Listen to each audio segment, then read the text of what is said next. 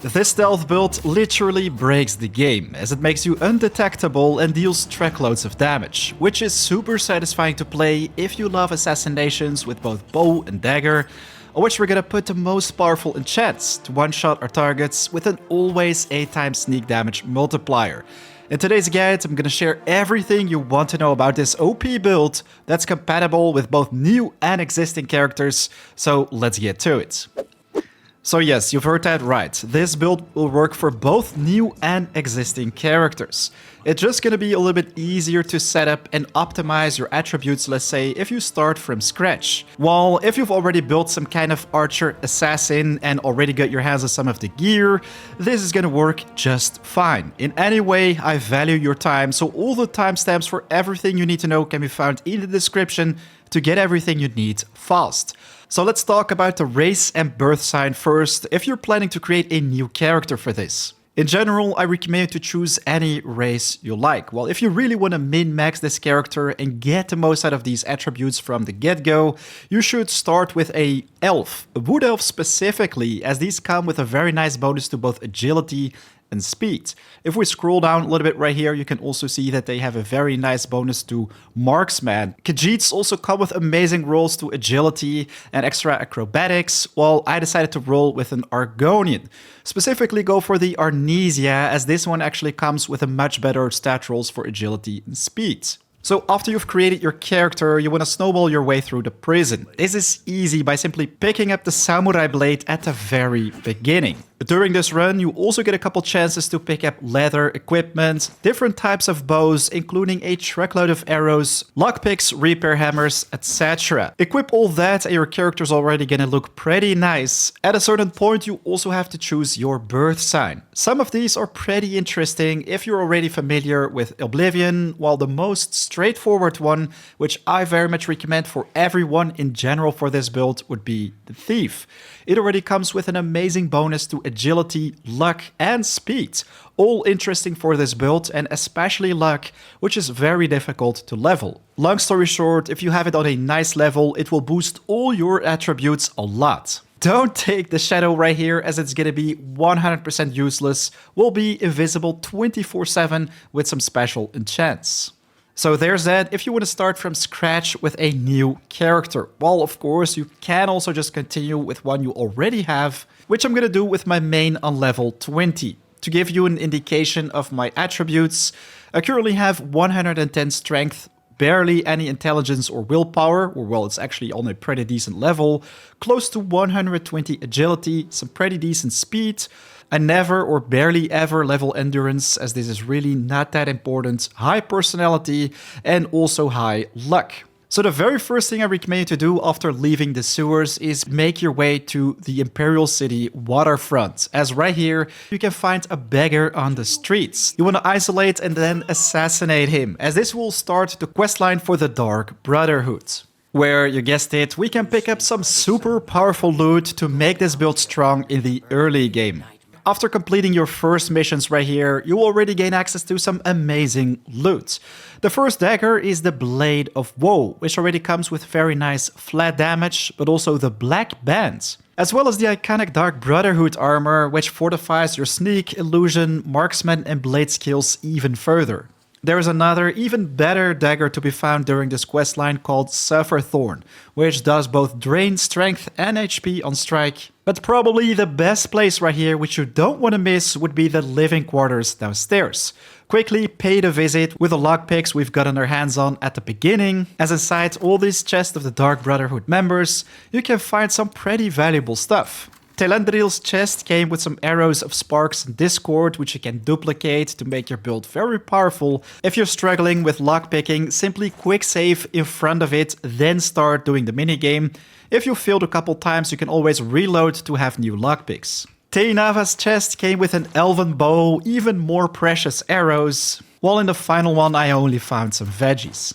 So yeah, this is how you can literally become OP the first minutes after you've left the tutorial with some very strong gear. Now, if you want to get your hands on a very powerful enchanted bow early game, what you should do is make your way to Lake Arius north of Cheydinhal. Northeast of it, you will find the Lord Rookdoom's estate. even further into the hills, the King's Crest Cavern, and also the Erin's Camp. From this location, you want to run towards the east and make a quick hike into the mountains. At a certain point, you will find something that looks a little bit like a road. Follow it more north-northeast. This is where you will find a pretty invisible yeti or troll. And bam, you've gotten your hands on the Frostworm bow. Super easy to get with a very nice built-in enchant. Right here, you can also get your hands on a full set of fur armor, which I very much recommend you to do to make that OP 100% invisible armor. But there is an even better one, the Hatred Soul, slightly more difficult to get your hands on, but look at the damage difference right here. Picked up at the same level, 31 damage versus 20, while at the same location you can also pick up Hatred Soul arrows, which soul trap enemies. You want to get your hands on this one ASAP. I already have a quick guide for it, which you can find in the top right of the screen. There's another place you want to check out ASAP after we've completed the build a little bit, which can be found east of the world, specifically called Sundercliff Watch.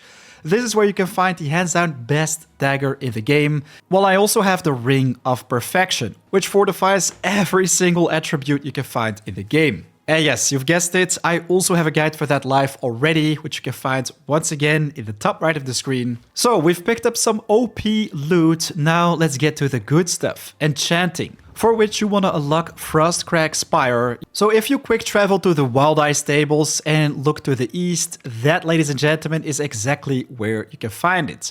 I suggest you to simply hike up the mountains to get there quick, pick the lock, and voila, you've just unlocked probably the best player home in Oblivion, which has everything you need for your adventures, including an altar of spellmaking and enchanting.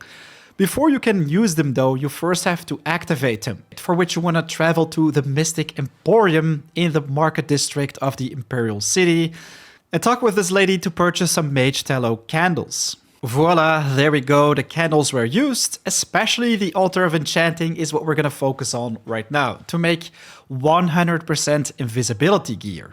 Now, before we start enchanting, it's very important you first check out some of the mage guilds to basically unlock the enchantments which we're gonna need for this build. For the armor, the only enchant which we're gonna need to unlock is called Chameleon, as it makes us 100% invisible. This spell can be purchased from Ita Rinus, an NPC which you can find in Castle Breville, specifically inside the Mage Guild. The chances are high you won't find Chameleon on your table of enchanting, as this skill requires illusion level 50 or Journeyman. To level it up super fast, get your hands on any illusion spell, also from these vendors, that you can cast. Spam click it, then wait 1 hour, rinse and repeat until you've reached the level. For all the weapon enchants, I recommend you to check out the Bruma Mage Guild as well as that one of Breville, as right here you can find a couple NPCs who sell destruction spells. The final thing you're gonna need are soul gems. You've probably already picked up a couple of those, while my hands-down favorite would be the Azura star, as you can use it as much as you like, as long as you refill it with a new soul. It's super easy to get, I already made a guide for it, but long story short, pay the Azura Shrine a visit and follow the quests from there. So now comes the good stuff. If we interact with the altar and choose some armor, then go for any soul gem with a grand soul, very important, you can choose the Chameleon ability and gain plus 20% Chameleon on self. The lesser the quality of the gem or soul inside, the less powerful the enchant will be as well. But yes, after you've enchanted one piece, you will lose a soul gem or empty the Azura star. That's why Frostcrag Spire is so amazing, as right here you can find a Spire Vault that's filled with imps. These guardians are pretty easy to take out and will always give you a grand soul, which maximizes the effect of your enchants.